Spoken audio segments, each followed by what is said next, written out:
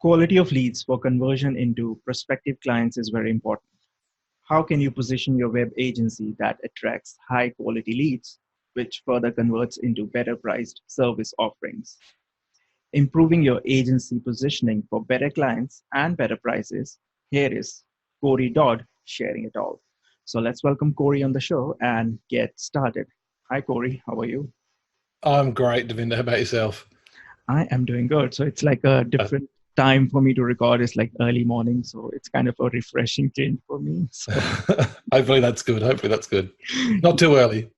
yeah, no, it's like 11 a.m. So that's fine. So before we get Beautiful. on with the process, hidden Yep. secrets of getting, better clients who eat less of your brain power, why don't you a quick introduction about your online life, like what you've been doing in this online world for last 5, 10, 20, 30, whatever. Sure. Well, my name's Corey Dodd, and I run a small agency just outside of Melbourne, so in a town called Geelong, which is down the coast. I think we were just having a chat about that before. Yeah. And I've been running, so Elk Creative has existed in some form or another for probably over 10 years. And in that time, a couple of times I've gone back and worked for other agencies. But this sort of time round, I've sort of, changed the way that I do everything, and we'll sort of touch on some of that stuff. But yeah, my background, I've been in the industry for 20 years, and I, studied and then went to, study design after high school, and then went into, designing within the web industry. The web industry was super new 20 years ago, and it wasn't like anything like what it was now. But yeah, my role's always been that creative sort of role within digital space, and sort of later and later I've moved more towards branding, and I consider a website a part of a brand and a brand strategy.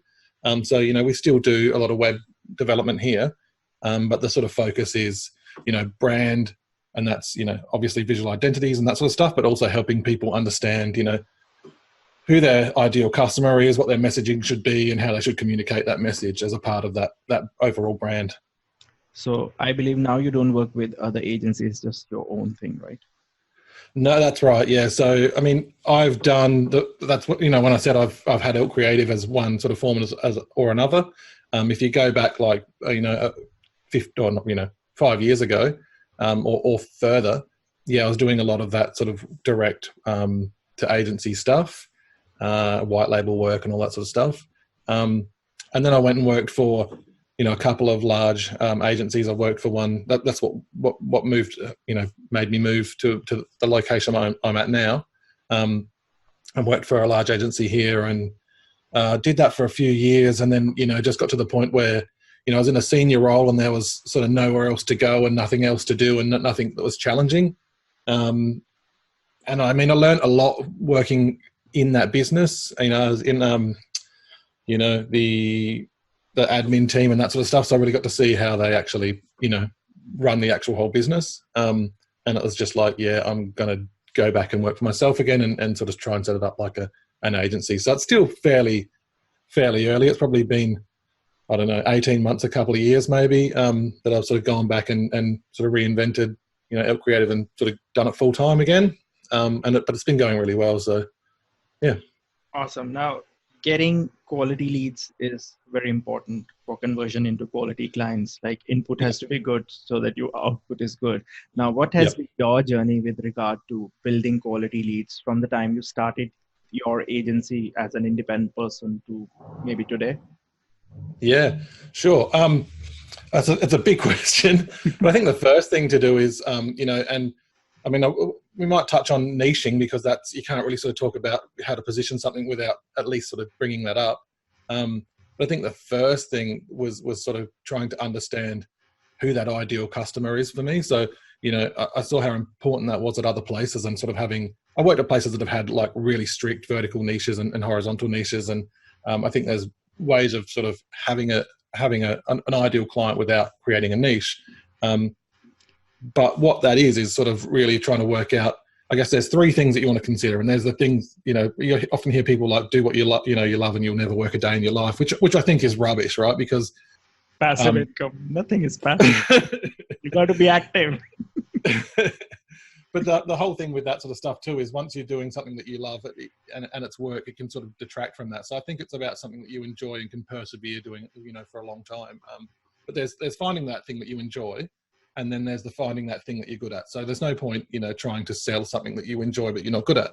But then within that thing, the third sort of missing piece is to try and understand who values the thing that you do well and you enjoy. So if you get all of those three pieces to overlap in that middle, the people who value and are willing to spend the most money on that service that you have, that's really your sweet spot. So it was really trying to find out who that ideal customer for me was. And that was just looking at, it was obviously going to be design and web services. That's all I've ever done.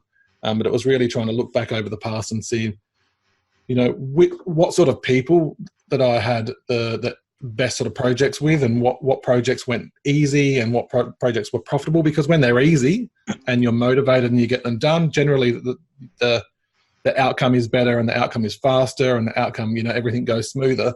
So I was trying to find some of those things, and it's changed. But initially it was sort of working with like marketing managers for sort of, a lot of these large hospitality chains and that sort of stuff. And I've sort of moved into a different direction organically. So we've started to niche, which again, we'll have a chat about. But that was that first thing. I was really sort of trying to understand who that customer was, who they are. Even when as far as doing like proper avatars, like a client avatar. So a worksheet like this is, what this person looks like, give them a name, try and, explain the sort of things that they enjoy, where they spend their time. And once you've got that, you really know, who you're trying to talk to, and then you direct your messaging towards that person. So yeah, that's really the first step to try and understand your customer. And what is your niche as of today? Like what kind of businesses you serve? Yeah, so that's sort of happened organically, and that's sort of, I guess, the stuff that has been happening, coming to the business and that we've been sort of being able to produce and find that's really profitable. And that's largely like a property development. So that's people that are doing, buying blocks of land that fit 500 homes on them and getting investors and divvying them up into 500 homes. And then, we're doing like the branding for that. And then, you're doing like the office fit out and all the flyers and the, all the stuff that goes on the real estate websites and some social stuff and the websites. So those projects are, look, some people might think that sounds really dry, but they're really, for me, they're really the projects that I do enjoy. There's a lot of design in them. They're a lot about lifestyle. It's really that they understand, these real estate people in property development. It's not real estate as in selling, single homes. It's this sort of land development stuff. And they realise that brand is really sort of strong in this, because all people are coming to see is that all they're getting is a block of land to build a home on, but it's much more than that. You're selling them a dream for the rest of their life, or for the next stage of their life. So brand becomes really strong. So you have these conversations and develop like a really strong identity around that stuff. So it's got a lot of stuff in there. Before you naturally transitioned into this niche of property developers who work on a bigger scale, like buy a big chunk of land and build houses and all that stuff, what was your niche before this? Or you were just being generic and trying to find or isolate or you zero in on certain niche that happened naturally for you? Yeah, so like before, like what I was saying, we worked out, look, there's probably a few areas, there was like hospitality. We still do some stuff with hospitality. We still do some stuff with council. Mm-hmm. But it was trying to find those sorts of businesses that had like a marketing or communications team, but they don't really sort of do, they're not doing the branding, or they're not doing that sort of stuff. They kind of do document maintenance, and maybe they're doing flyers and brochures, but they're not doing the higher level design, and they're not doing the website builds. They're just sort of adding content. So I was trying to find those sorts of clients initially. And that led to more and more work just organically into this real estate, into the land development area, property development niche. So initially it was quite broad, but it was a specific sort of type of person that we're trying to get the work from. And look, that's something that's really important to understand too, that when you're targeting a person, mm-hmm. or even if you have a set niche, like we get work outside of those niches, but the goal is that we start to direct our, conversation and even when I'm networking, I'm more likely to go to a networking event that has those sorts of people at it rather than going to a general, a general business networking event because there's all sorts of people at them. They're good. I still like to go to those things to show my face. But, there's some sort of clients that I don't particularly like working with. I don't like tech startups and things like that. And, but there's a lot of networking events for tech startups. So there's no point in me going to that kind of event. So yeah, I don't know. Does that answer the question a little bit? Yeah, because it's not something like a person will wake up and decide, oh, I'm just gonna serve hospitality people, and this is not how things happen. It's like a natural journey, just like you mentioned. So, as of Yeah. today, you're mostly concentrated on property developers who are working at a bigger level now. When you Yep. get leads for this kind of a prospective client, how do you Yep. qualify a specific lead in terms like, is it worth investing time on that specific lead for possible conversion? Like, do you have any process, or if you have, like, how has it changed so that you save more time on not investing on leads that would definitely not convert or would not interest you as a person or Yeah. even as your agency owner? Yep. So I guess if I look at a generic lead rather than say the specific of that niche, it's probably easier to sort of describe that. There's probably a few things that are qualifiers in that, and that's like conversations around money and my process and how we work and that sort of stuff. If people don't like those things, then we're not a good fit. Look, I've got my own way of working, and then I think everyone else, you're going to see different ways of working, different ways of onboarding. My process, I do a lot of the onboarding stuff here, and my process is quite hands-on. Like I'm not the sort of person that goes and sends people to online forms and things like that. I'd rather just have the conversation, and I can weed people out pretty quickly in a 20-minute conversation. Even 10 minutes in, if that person's not a good fit for you, and you can sort of start to speed that conversation up to get to things like price. And if you drop the price where you think they should be sitting and they're not comfortable with it, that's all good. You've only wasted 10, 15 minutes. So yeah, I know a lot of people will use checklists or fill out forms online, and it's the same. It's for the same reason. It's about having these sort of, I think the best way to describe them is barriers of entry, and normally they're considered a bad thing, right? You don't want to have barriers for entry to stop people, but really, if that helps filter out people that aren't good clients for you, that aren't good fits, then it generally helps. And if I go to the niche sort of stuff, like a lot of those people are they're the same clients. Like, so I'll work with a property developer, and then a project will wrap up, and they're like, well, we've got these two other ones starting, we'll get you on this one, and we'll bring that project in. And I think at the moment we've got 4 property projects on with one person, and 2 with with one developer, and two with another, and they're at different stages, and they do take some time, unlike your normal sort of branding project where you're just doing a logo or a web project. So that it's a little bit tedious with that. They can sort of slow down and stuff.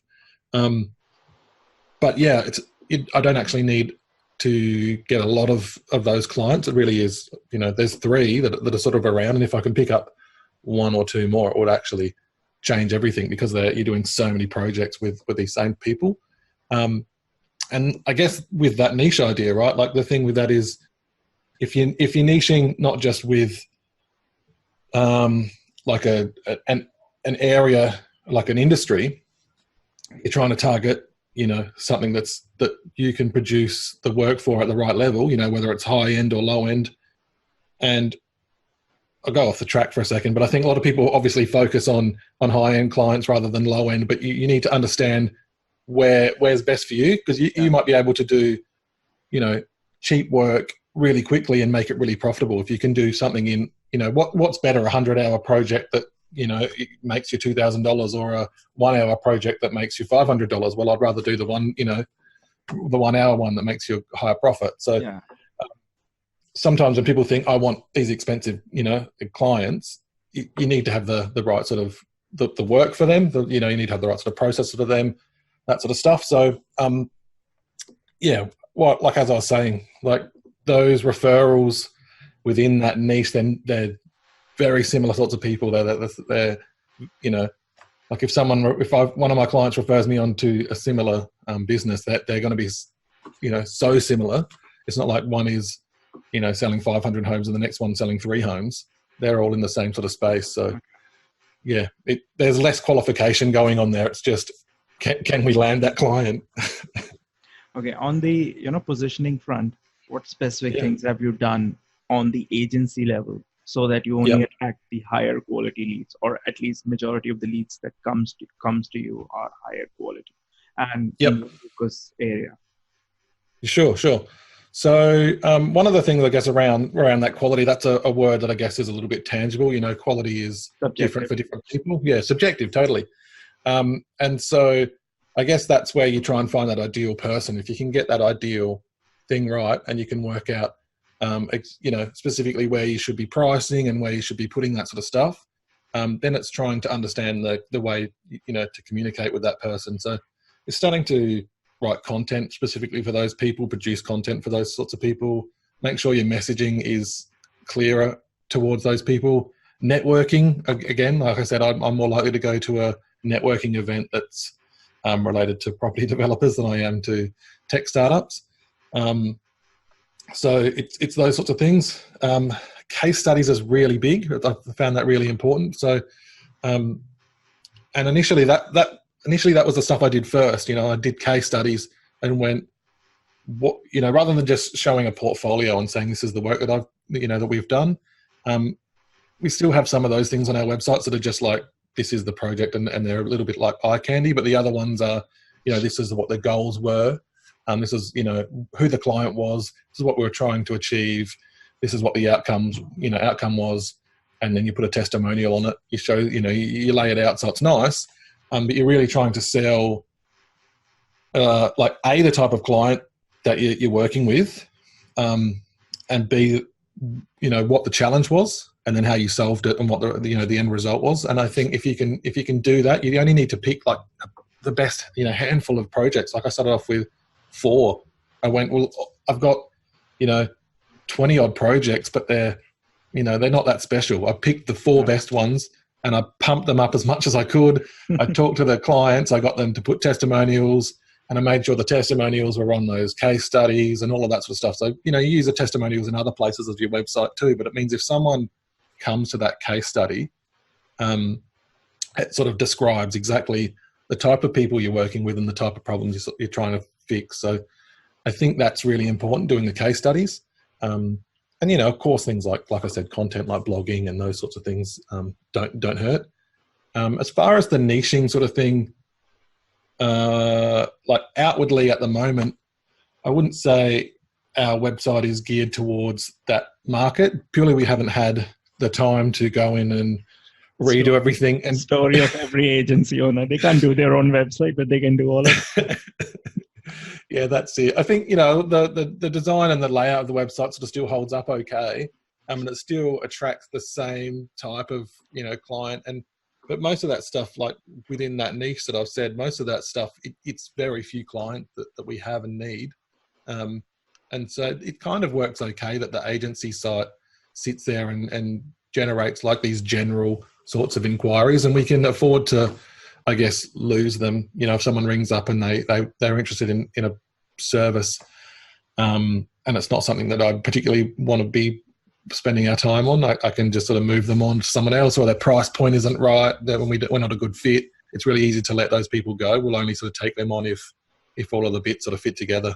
Okay, so after one subjective question of attracting high quality leads, here comes another subjective question. Now, you've got the lead. Now, delivering value, quality work, client satisfaction, all these are very important when you are working at agency level, and more so important when you're working with clients who are like very upmarket in sense of, the volume of money involved or even the work involved. So how do you ensure value proposition and associated client satisfaction while, serving clients of your niche? Sure. Well, I think you could be doing this at any level. And I think, if you're charging, like a lower rate or a higher rate, you really should start to do some of these things, and they will allow you to sort of start to make some steps up. But really what it is understanding that those metrics are the things that you're measuring, that they're not yours, right? They're actually the clients. And that's when you start to, I think that approach helps you start to quote higher. It's when you start to ask better questions of prospects. So someone comes to you and you ask them, why it is they believe they need a website. A lot of people won't ask those questions. If someone says, "Oh, hi, can you, redo our logo," and you start to challenge them and say, "Well, hang on, why are you redoing your logo now? Like, what, how long have you been in business for? 15 years. Well, maybe there's a bit of brand equity in there." The thing with that sort of stuff is most people will have answers for that. They'll have thought of this stuff first. But if you go into that mode where you're starting to ask these sorts of questions, people will sort of, their opinion of you will change, because you're not just trying to land this sale. You'll also uncover stuff that's really important. So if someone says, if someone rings up and says, we want a logo, and you're like, that's fine, we can do logos at this much, and the project goes ahead, then you don't know what that metric is. You don't really know anything deeper than that. Whereas if you start to say, well, why do you need a logo? Oh, well, we're losing customers. Well, why is that? Well, they might say, oh, our logo's outdated. And it's like, well, is that a problem? Yes, we're losing customers. How do you know you're losing customers because of this? And you start to uncover these answers from them, and you start to use those things as your metric. So in terms of a website, like it might be, there's the really easy things that we go for, like, conversion, and there's things like, traffic, and there's things like load times, and there's all these things that we would put on them as designers and developers that we know are important. Mm-hmm. But it's getting the client to actually tell you those things and where it sort of hurts. And, sometimes those things, that the real painful part for the business owner isn't like that, they're not getting traffic. It's that they're at home at night worrying about their business, crunching the numbers and doing all this sort of stuff, and they have no life. Like, there's more value in that than a few more people coming to your website. So if you can sort of solve those problems, but the first step, I guess, is asking better questions. Okay. And so, yeah, that's why there isn't really, the metrics don't tend to change it at low end or high end if you sort of realize that the thing that you're sort of being judged on isn't your own personal, bar that you're trying to raise. It's the client's problem.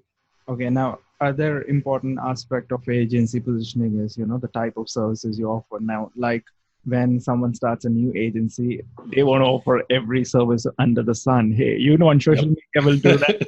You want flyers, will do that. Guess what? We also do content marketing. We also do SEO, all that stuff. I'm sure even you've gone through it, and now you've niched down a specific market. But now even though you've niched down to a specific market, what changes has it brought to services that you offer? Like, you still offer, like, I'll do everything under one brand, or you still say, like, I only do these things and I'll refer if you want this certain thing, which I actually don't do? Yeah. So you hit the nail on the head. That's just the answer. That really is just the answer. And I 100% fell into the same trap. I started to work for myself, and I'm like, I needed to do everything, and I needed to work for anyone that I could. And then I started to work on some of those things. And I did say initially that I was trying to identify those people, and I kept the services really, really broad initially. You don't do that. Yeah, you do. And look, I think that's the thing. Where, if you look at niching, there's two ways. There's actually three ways to niche. I'm going off topic again. Sorry about that. But there's three ways to niche. Really, there's to niche on like a vertical. So a industry type. Mm-hmm. So you might pick dentists, or you might pick property developers, or whatever it is, right? Yep. Or there's on horizontal. So you obviously, a type of skill. So you might just be an illustrator, and that's all you do. All you do is illustration, or all you do is, Java, right? Like and people think, oh, all I do is WordPress, but that's really broad, especially when you know that WordPress is 60% of CMSs, and 20 or 30% of websites online are built by WordPress. That's not a niche, it's broad. Yeah. So you've got to, bring that in a little bit. But I started wider than that, right? Like I'm saying, I do SEO and I will do social and I'll do that sort of stuff. And it was getting rid of some of those services. I learned that pretty quickly. Look, there's nothing wrong with any of the services. Like you can make great money out of just doing SEO. You can make great money out of just running discovery workshops. We all do this actually when you start, we try to catch every kind of a fish, like until a shark comes out and bites your hand. Oh man, I shouldn't be doing this. And I know we all do it. And I think the main reason that we probably do that is we think that it's giving us more opportunity.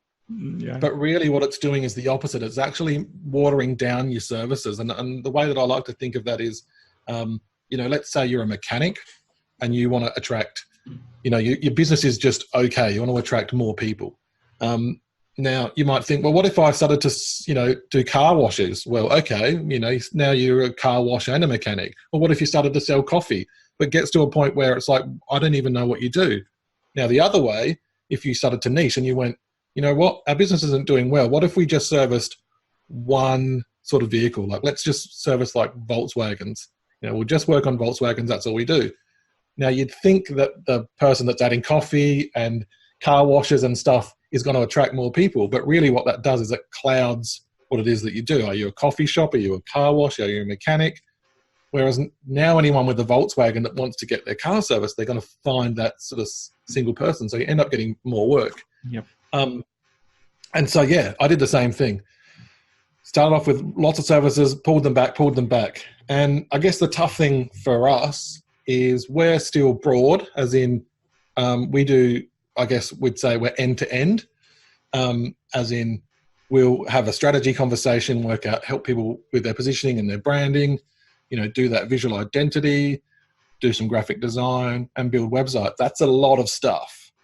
But it's really important for us to then cap those things and say, look, we can help you with creative for your social, but we're not going to do, content creation. We're not going to do, social media management. We're not going to do SEO. So even though what we do is fairly like end to end, I think that's why we've got a vertical niche and that seems to work because those people, even within the website and that sort of stuff, there's the same sorts of things that they need to see and need to be done. So we're sort of repeating ourselves. And most of the creative stuff, that's where all the variation comes through. Oh, the sun is coming in on me. That's terrible. Maybe you won't close the window. There we go. That's a bit better. So just like, we have a journey for our services, like they get smaller and smaller as we grow older in terms of, or getting wiser with our agency stuff. Same goes with pricing. Like we all start with low, pricing because we don't know what the pricing is for certain things. And gradually you get more experience, you discover things. Okay, this should be priced this. So how has your journey in terms of pricing your work from the time you started your agency to now? It's changed a couple of times. I don't think I was ever, I don't think I ever went in with what I thought was cheap. But I feel like I've, with transitioning from, just working from home and moving into an office and sort of trying to build things up, I've still combated the same sorts of problems that, someone that might be doing, $500 logos, that it's still trying to work out how to get past those points. I've had things in my head that are mental barriers. And so I guess the main thing is to do some sort of reading. If you can read and actually learn about pricing strategies, there's things like Win Without Pitching by Blair Enns, which are, a great book. But they're just these sorts of ideas around, again, asking better questions to sort of uncover bigger problems. And if you can uncover these bigger problems, then that will allow you to price more. The other thing that I've noticed is that I truly believe in, and a concept that got brought, to my attention at one time, and it just blew my mind, was this idea that generally what we do as people is we price for our own wallet. And that concept means that we have our own expectations around what things cost. And so, if I use an example of a pair of shoes, like I might only spend $150 on a pair of shoes. Now, let's just use that as a base now, $150. There are going to be people in the world that's going to be really expensive, and that's going to be, an expensive pair of shoes. And there will be people in the world that would spend, $1,000 on a nice pair of Italian leather shoes. And that's just their baseline. That's their basic, shoe. So what person is right? Neither of them are, right or wrong. It's just sort of understanding that what you do is you price. You have these mental images in your head of what value is and how much something is worth. And so often we get stuck. We get stuck with the pricing that we already have. So you might. So in your agency life, a client who is under, processing and probably become your prospective clients in future, and he gives an argument, your price is too high. How do you counter that argument with that client? Or do you even counter it and say, bye-bye? I'll probably say, I guess the thing is you can just say, maybe you're right. I'm not going to argue that. So that's really important to not argue and say, oh, no, it's not, or try and defend that. They probably say, look, maybe that is, or you ask them compared to what. But again, going back to the big questions, the important questions, if you uncover that sort of stuff and you start to say, well, what problems are you having? Like, someone comes to you and they want a website. Why do you want a website? And you start to work out what these problems are. And you can say, well, you don't ask for a budget, but you can say, well, what is this worth to solve this problem? Like, is this a $50,000 problem that you're having? So if you can ask some better questions, look, often when you talk about value-based pricing, often people think that what you need to do is say to something like get these physical, dollar figures down. So you say to someone, how much is your service worth? Oh, it's worth $5,000.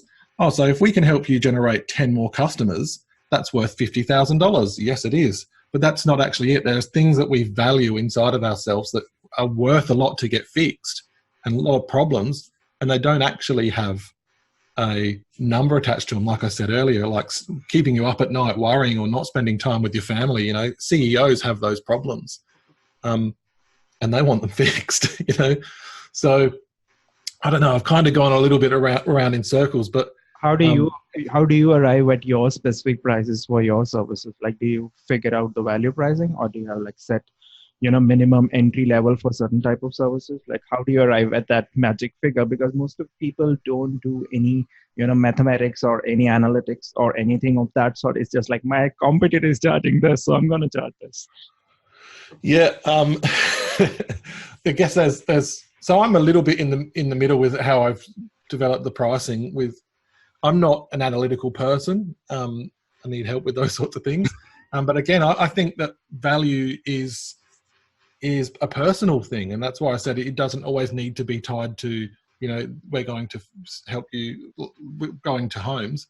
If someone's selling 500 homes and the blocks of land are $250,000 each, well, you can start to do the maths on that. And so it's like, well, if we help you sell these homes quicker, or, we help you sell more of these homes, or blocks of land, what's that problem worth to you? Now, I guess the thing, there are two ways to do that with your pricing and to be able to answer these questions. I think one is to sort of know what your base is. I'm not the sort of person that would like to go and track my hours. We don't do any of that at the office. It's just not what I got into business for. I've done that for other people. I don't enjoy it. There's nothing wrong with it. There's nothing wrong with tracking your hours.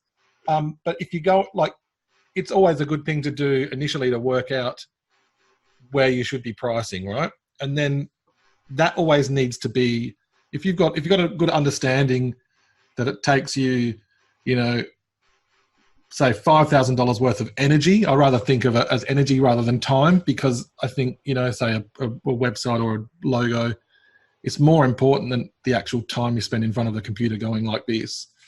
There's all this other energy that and effort that's required in it. So $5,000 worth of energy might be 10 hours. It doesn't really matter. But if you know what that value point for you is, say it's $5,000 for a basic website or whatever, just to make the maths easy, then you use that as your base. And then when you start to talk to someone, if you can start to see that the problem is bigger than that, then you start to throw out, numbers for $10,000 or $15,000, knowing that if they push back, if their price is under the $5,000, well, you can't work together. But really, like I said before, you're trying to have these conversations where you can pull something a bit more meaningful from the client. Yeah, because pricing is complex. It has always been. So that's why that's why we're always hunting. Hey, what's my competitor charging? Maybe I need to figure out. Yeah, or I think if you're starting to ask those things, like I always see this thing, if you're starting to worry about what your neighbour's charging, or what your competitors are charging, then chances are you know inside that you're probably not charging enough. Exactly. It's really hard. I've had some blocks and barriers where I've had to, in that pricing my own wallet, where I had ideas of what a logo was worth when someone would come to me. Yeah. And I couldn't get past that mark until I heard that idea around pricing your own wallet. And once I did that, I realized that what I was doing was pricing myself every time someone rang up.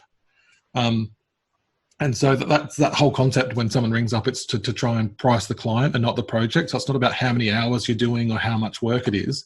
It's who is this person? How important is the problem to them? How big is the problem? And how much value is in there? How much money would they willingly give you to solve it?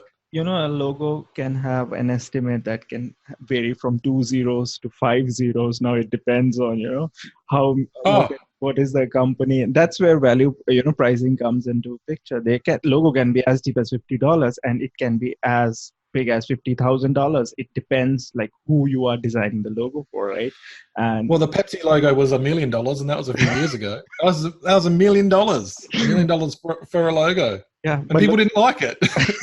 Yeah, but after a while it looks good because in the end they got a drink. They don't really care because Pepsi is like, it's a brand in altogether different league. So, scaling back, someone listening to this and feeling stuck in similar type of low-paying leads and clients, what few things would you advise to start the rejuvenation process to get better clients?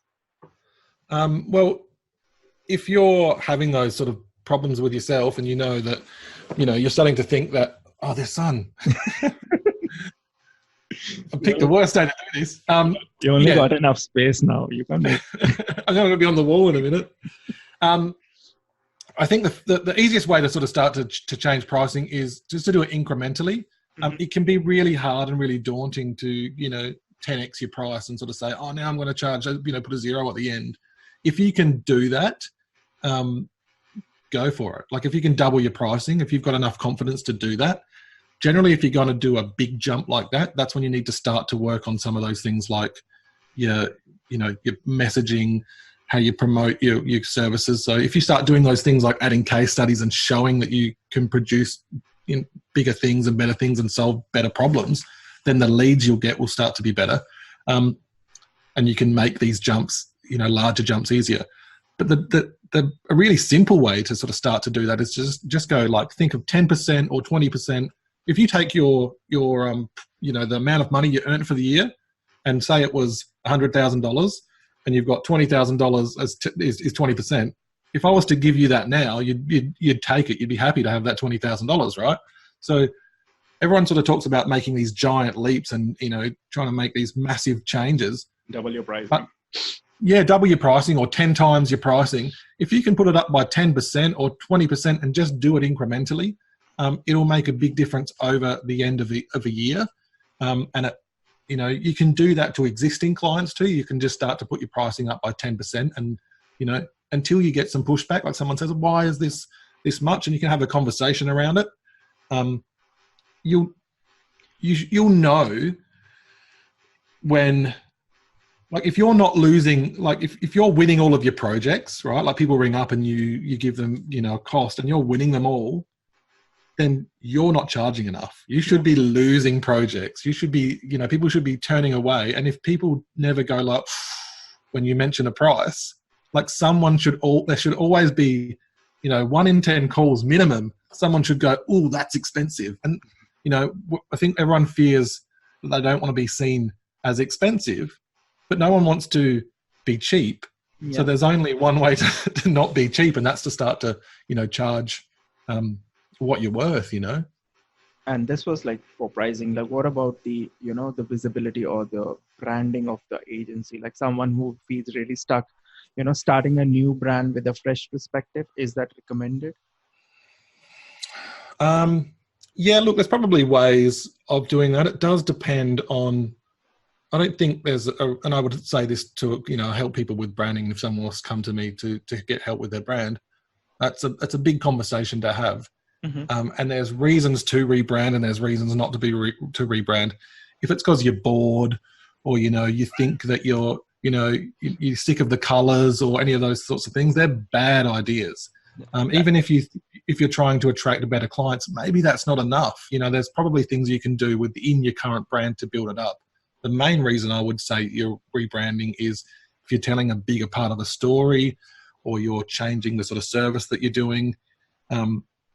We're sort of toying with at the moment, with do we do a sort of sub brand that's tied to Elk Creative, not a whole separate business, but a sub brand that really is the focus for this real estate, land development client, or do we just make that our, front and center niche?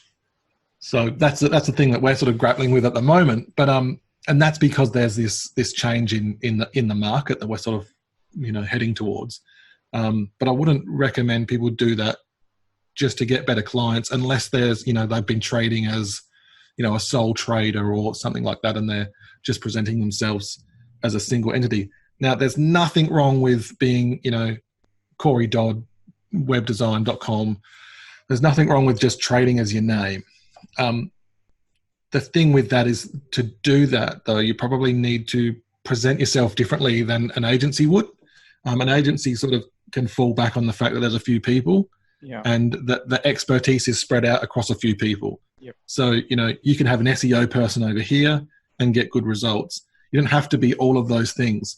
So when you're a single person, I think it's really important to sort of focus on one sort of skill set, and be a real sort of hero and real sort of industry leader in that sort of stuff. So, that's about producing content, and it's got to be focused towards yourself rather than, there's no point faking that you're a team and that sort of stuff. That's another dilemma, like focusing on personal brand name or, having a generic brand name. Like a lot of people get confused and, they don't even start a brand name because they're not sure whether I should use my name or find some fancy name in, that's for which the .com is available and then get started. Because most of website agency names don't make sense, actually, if you see them. No, that's right. I don't know why Elk Creative. No, there is a story behind it, but it's not very good. Okay, let's shift gears and talk about your toolbox. So which are your current 5 favorite tools that power your online business? Well, WordPress is still definitely the number one stuff to go to for web. I don't think we'll ever be moving from that. There's no unless something changes, but there's no, we sort of try and look at other things, and the few things have come up on the radar recently, but there's certainly no reason to. Few CMS, there's Kirby CMS, there's few others who have appeared, and a lot of people are using it, but then WordPress is still WordPress. Yeah, that's right. Yep. So probably like XD is our go-to for web design. Mm-hmm. And look, it's probably just the basic. People don't like it, but it's Adobe Suite. We sort of sit there and in InDesign and Illustrator, Photoshop, and XD are like the things that we sit in day to day. They're sort of always running. Sort of nothing. No special tool or anything that we use. It's the same stuff that everyone else does. I sort of, try not to get swept up in all these lifetime deals and all these sorts of things. I've done that before, and you just add these things to your stack, and you use like 5% of them. Sometimes even not even 5%. Not even, no. They're a good deal, but they're a good deal that just collects dust. So yeah, we just stick to sort of the basic sort of stuff. I'm a big sort of believer in hand sketching. I'll even draw wireframe mock-ups and stuff like that by hand. It's just quick and easy to do. Logo ideas are sort of done on a sketch pad, and Which is your recommended web hosting service? Like, do you host client websites as well, or do you send them somewhere else? Yeah, so we use a couple of hosting services where we've started to move stuff to Cloudways, and a lot of people have moved to them as well. It's been fine. So we were using Flywheel, and so we still have an account with them for some stuff. It just depends on the client. As far as hosting, we only host websites for clients that we've built the website for, and they're on a care plan. With us, care plans are mandatory, so that's another sort of barrier of entry. So if someone wants to do a project with us, we explain that that's a part of how it works. And if they don't want to do that, they want to host the website themselves, and they want to sort of do all that own stuff, that's fine. They probably just need to work with someone else. So that's what we do. Does that answer the question? They're the two hosting companies that we tend to use. Your recommended page builder? Like, do you use any page builder for building websites? No, old school. What old school? Where you been living? Yep. So it's sort of just developed our own sort of base theme. Probably you will directly jump to Gutenberg as and when it becomes like a page. Yeah, well, that's the way that we're working at the moment. So we're just sort of doing, we use ACF, advanced custom fields on nearly all on every single website. I don't think there's been a website for years that haven't. That's like a default. Any recommendation? And once that, yeah, go ahead. I was just going to say, once they started to, Gutenberg came out and ACF did ACF blocks. We got we jumped on that, and that's sort of how we work now. So we're sort of header and footer and things like that are part of the theme, and then everything else, all the content layout is just done with custom ACF blocks. So we're designing them and then developing, adding them in, and so the client I just like the process. I know some people don't like Gutenberg, and that's okay. But for me, it sort of gives the clients that flexibility, and even us, it gives us that flexibility of changing the layout, but without sort of mucking around with design. Now you just mentioned ACF. I was having a conversation with someone last week, and that person mentioned, do you know ACF is made and maintained by just one person? And I said, Elliot Condon. Yeah. So, are you risking your business? I said, I don't use ACF, but let other people say who use ACF. Yeah, well, who knows? So, but it's a solid tool. It's been solid ever since it came to the limelight, and it's like very cheap. And I get always surprised by the pricing he has done for that tool. So yep. I know. I'm surprised when anything doesn't have a recurring sort of price to it, and a single payment. Then you think, wow, it's a long commitment for a business to sort of make. Yeah. Okay, so any recommended email marketing service if you are into email stuff? No, we pass that stuff off. That's I handle that to someone else. So when we get services like that are things that we don't do, we don't do that stuff. I'm not someone that really like doing white label work, and so I don't tend to do it with other people. So if there's a service that we don't do, we just refer clients on direct to other people that we know who do those things. I think there's a benefit in doing that too, because you build up a relationship with another supplier. So, there's 2 or 3 go-tos that we have for things like content, and a couple of photographers that we use and those sorts of things. So the email marketing isn't, and those sorts of things, it's not for us. And any upcoming tool or service that has caught your attention, other than your lifetime deals haul? No, I don't think so. No, I should have come prepared with some stuff, but I'm just drawing a blank. No, I just sort of go to the sort of standard stuff. I mean, I've been playing a lot with Procreate on the iPad in my free time, and I think that's coming a long way. But that's more for fun than real work. I think today is Apple event today, I guess. There you go. They're launching new iPhones. It's just you mentioned iPad and it's stuck in my head. Yeah, they're launching new iPhones, not iPad, iPhones, and probably something with Apple Watch. I'm not too sure, but yes, iPhone definitely. Yeah. Okay, cool. So before we wrap this episode, where can people find you and what can you help people with? Well, obviously, people can find me at our website, which is www.elkcreative. People can email me. Anyone can sort of get in contact with me. Just email Corey at Elk Creative. There's a Facebook group and there's a Facebook page. I don't have a Facebook group for Elk Creative. Yeah, people can sort of find me on Twitter. They can sort of email me or ask me questions about anything. I can. Within the community, like what I try and help people with is to help people price themselves a little bit better and charge more. I've sort of helped a few people change that a lot for themselves, which has been good. So yeah, but client work, that I've already sort of talked about my niche, and I don't know if they'll be listening. I don't know if you've got property developers that are listening. If you got If you got a big chunk of land and you want to build houses on it and you need web presence, then this is the best person, right? That's it. Okay, man. It was amazing talking to you. Have a good day. Beautiful. It was great. Thanks for your time.